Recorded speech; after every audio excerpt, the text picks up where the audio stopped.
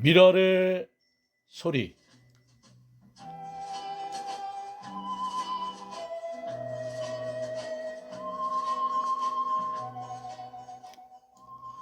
누구를 위하여 종은 울리나.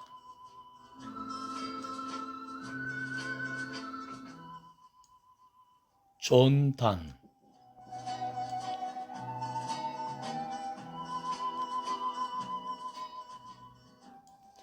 누구든 그 스스로 완전한 섬은 아니다.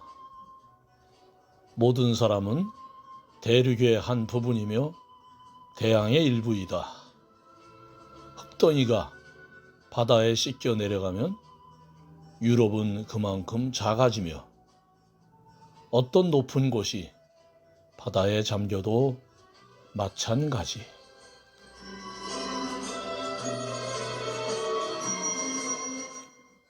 그대의 친구들 혹은 그대 자신 소유의 땅이 물에 잠겨도 마찬가지니라. 어떤 사람의 죽음도 나를 감소시킨다. 왜냐하면 나는 인류에 속해 있기 때문이다. 그러므로 누구를 위해 종이 울리는지 알려고 사람을 보내지 마라. 종은 바로 그대를 위해 울리느니.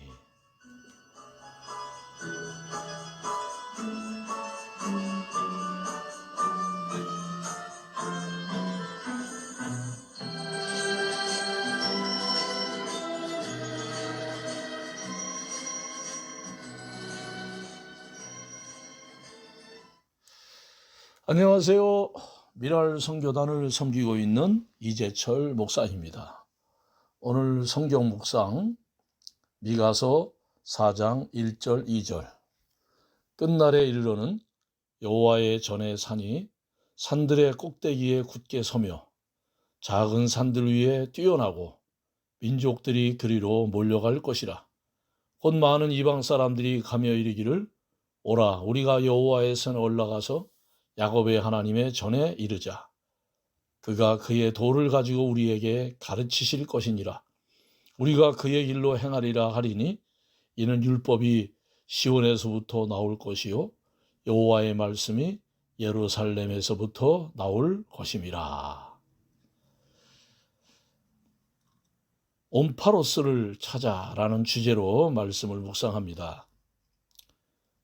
최근 대한민국과 한국교회가 정말 큰 위기 혹은 변곡점을 맞이했다고 느낍니다. 일일이 다 열거하지는 않겠지만 그런 징조들이 많이 보입니다. 나라와 교회의 위기는 결코 우리 인생과 무관하지 않기에 참 곤란한 일입니다. 저는 그것이 추워진 날씨보다 더 으슬으슬합니다. 그렇다면 이렇게 세상이 혼탁하고 인생이 어지러울 때 사람의 행동, 특별히 우리 신앙인의 행동 양식은 어떠해야 할까요? 그것이 오늘 말씀을 함께 묵상하게 된 동기가 됩니다. 이렇게 혼란스러운 시절에 사람은 멀리 내다보기가 어렵습니다. 아니, 섣불리 멀리 보는 것이 위험합니다. 당장 눈앞의 길이 험한데 멀리만 보고 가는 것은 가능하지도 않고 실족의 위험이 있습니다. 빗길에서는 20% 감속 운행하는 것이 운전 수칙 아닙니까? 그래서 혼란스러운 시대에는 당연히 희망을 말하기 어렵고 그 생각과 행동이 생존 모드로 전환됩니다. 살아남기 위한 몸부림 속에서 거친 생각과 두려운 마음이 우리의 행동을 지배하고 그것이 더 큰 혼란과 갈등을 유발시키게 되는 것입니다. 그래서 보통 어려운 시절에 가장 저열한 영적 상태를 드러내는 것이 사람입니다. 성경의 역사를 보아도 그렇고 인류사를 보아도 다르지 않습니다. 작금의 이 나라, 대한민국의 정치 형태가 그렇고 교회도 다르지 않습니다.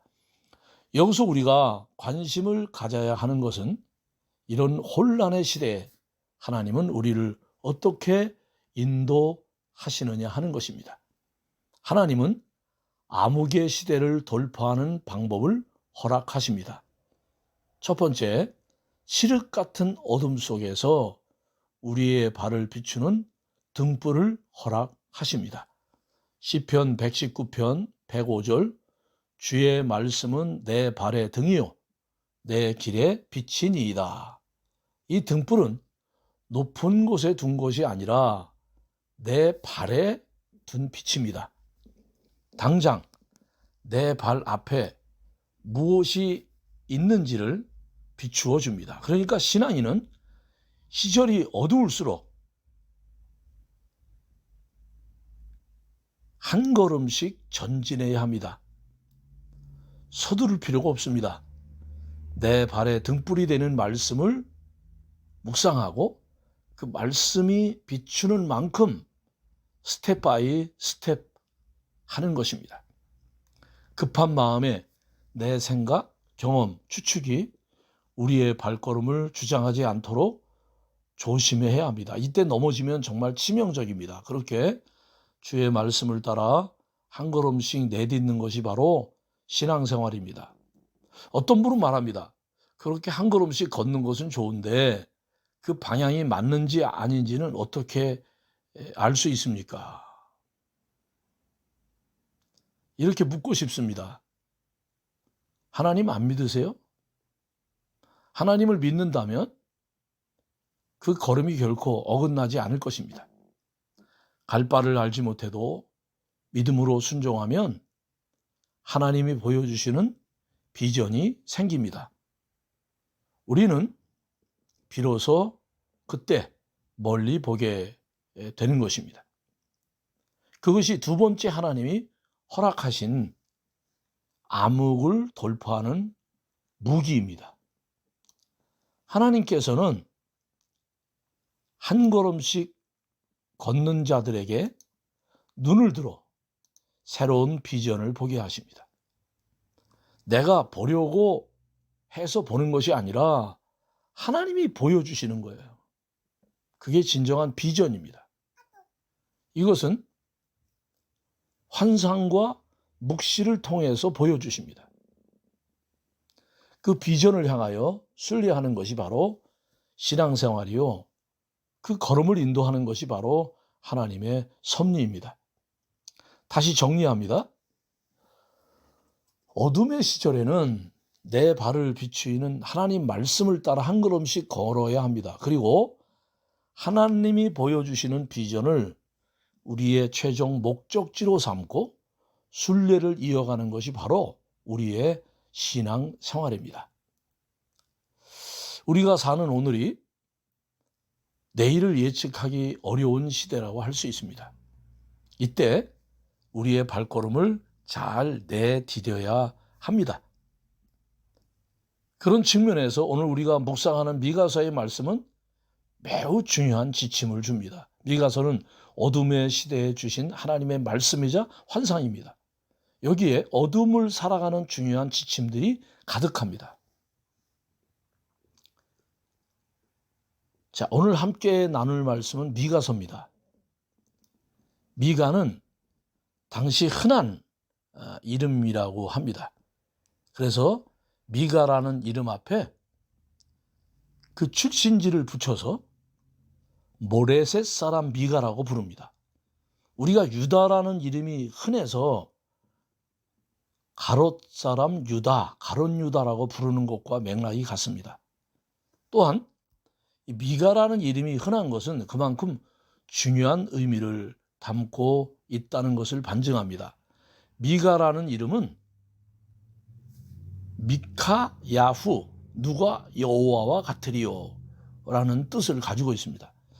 참 흥미로운 것은 미가 선지자가 자신의 예언 마지막에 자신의 이름을 풀어서 마감합니다. 미가서 7장 18절, 주와 같은 신이 어디 있으리까? 이것은 미가의 이름이자 신앙 고백이며 그가 전할 메시지이기도 합니다. 세상에 누가 여호와 하나님 같겠습니까? 이 말은 혼탁한 시절에 생존하기 위해서 여기저기 기웃거리고 이것저것 손대는 것이 아니라 우리를 구원하시는 하나님께 돌아가기를 촉구하는 메시지인 것입니다. 저희 필라델피아 미랄 선교단은 랜스데일에 위치하고 있습니다.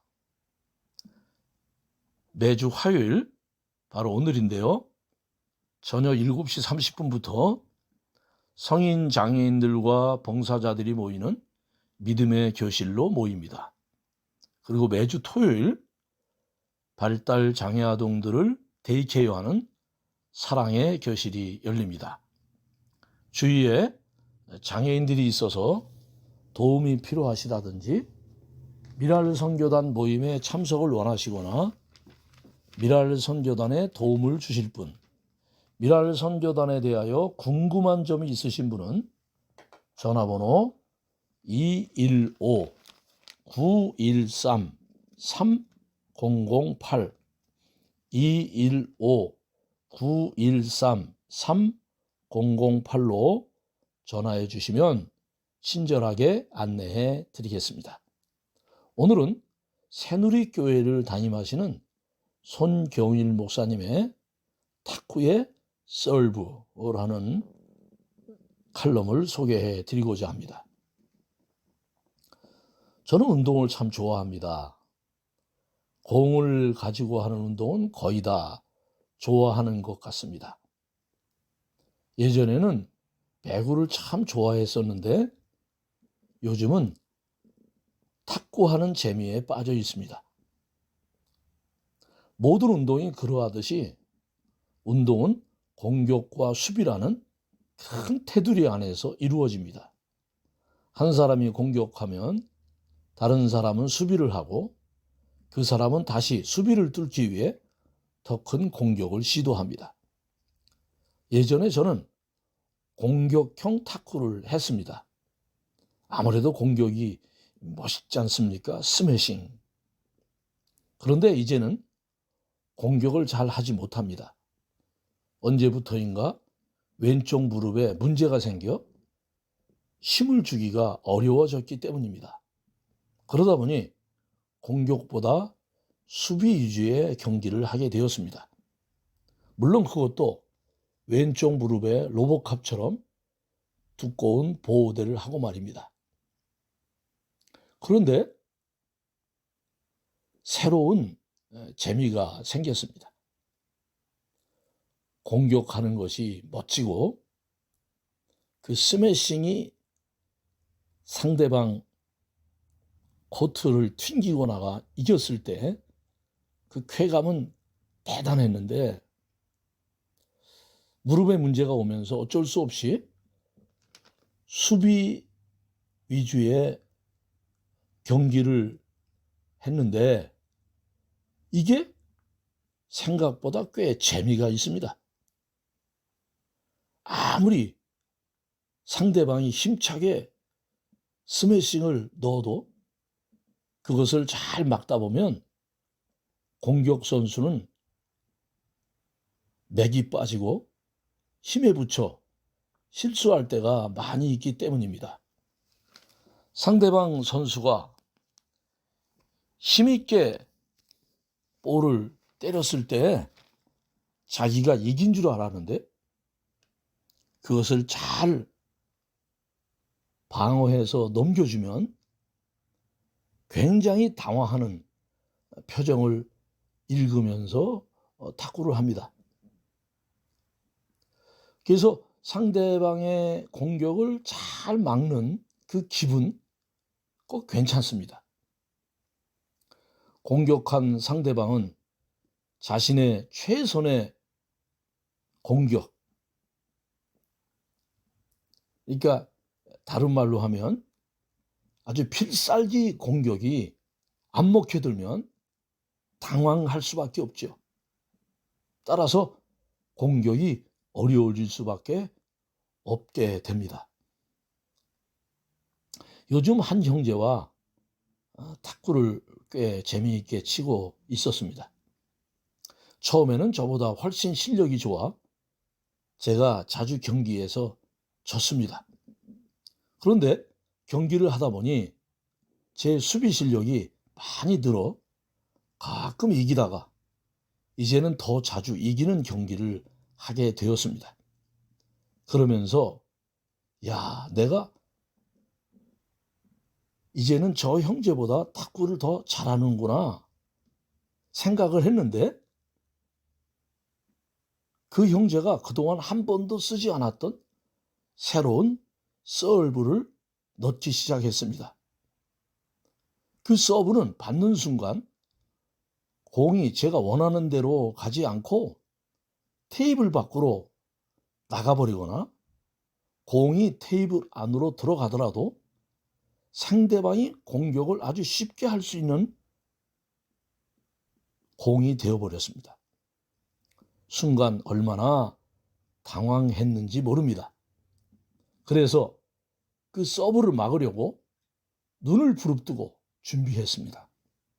그런데 아무리 준비해도 막아지지 않았습니다.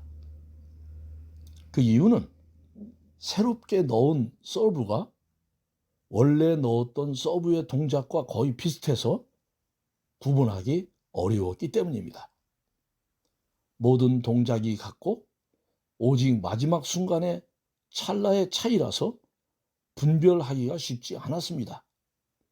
즉, 동작은 똑같아 보이는데 다른 서브가 들어오니 혼동을 할 수밖에 없는 것입니다. 같은 동작인데 다른 회전의 서브가 들어와 고민하고 당황스러운 순간을 경험하며 우리 신앙의 여정도 탁구의 서브를 분별하고 막아내는 것과 비슷하다는 생각이 들었습니다. 신앙생활을 오래 하면 그래, 이제는 사탄의 공격에도 나는 잘 방어할 수 있고 이길 수 있어 라고 생각하며 방심하게 됩니다. 그때 탁구에서 그동안 경험해보지 못한 서브를 맞닥뜨리는 것처럼 내 삶에도 당황스러운 삶을 마주할 때가 있습니다. 정신을 차려 막아보려 해도 많은 것이 같아 보여도 이전과 같은 것이 아니기 때문에 풀지 못한 채 현실을 맞이하게 됩니다. 사탄은 그렇게 우리를 속입니다. 겉모습은 똑같아 보이는데 알맹이는 완전히 다른 회전을 주는 그런 탁구의 서브처럼 말입니다. 탁구의 서브를 잘 받으려면 마지막 순간의 동작을 분별할 수 있어야 하듯 나에게 다가오는 인생의 문제들도 그런 분별이 정말 중요합니다. 우리의 신앙생활은 영적이기 때문에 눈에 보이는 것을 추구하는 것이 아니라 눈에 보이지 않는 것을 추구하기 때문입니다. 눈에 보이는 것보다 그 속에 담겨있는, 즉 그 문제가 어떤 회전으로 나에게 오는지 알아내는 그 분별력이 정말 필요합니다. 아무리 어렵게 보여도 일단 분별되면 탁구의 서브를 쉽게 막을 수 있듯이 인생의 문제도 그 다음은 그렇게 어렵지 않게 풀어갈 수 있습니다. 사탄은 속이는 존재입니다. 존재 자체가 거짓이기 때문입니다. 사탄은 우리에게 광명의 천사로 자신을 속이고 다가오기도 합니다. 보기에는 문제가 없어 보여도 그 속에는 언제나 우리를 속이는 것들이 있습니다. 그러기에 이 시대를 살아가는 우리에게 정말 필요한 것은 분별력입니다. 보이는 대로 살아가는 우리가 아니라 믿음의 분별력으로 살아가는 그 능력이 필요합니다. 우리는 보이는 대로 살아가는 존재가 아니라 믿음으로 살아가는 존재이기 때문입니다. 이는 우리가 믿음으로 행하고 보는 것으로 행하지 아니함이로다. 고린도후서 5장 7절. 세상은 오늘도 우리를 속이며 다가올 것입니다. 그 속임수에 속지 않기 위해 오늘도 영적 분별력을 가지고 전진하는 우리 애청자들이 되시기를 바랍니다. 사랑합니다. 축복합니다. 아름다운 세상입니다.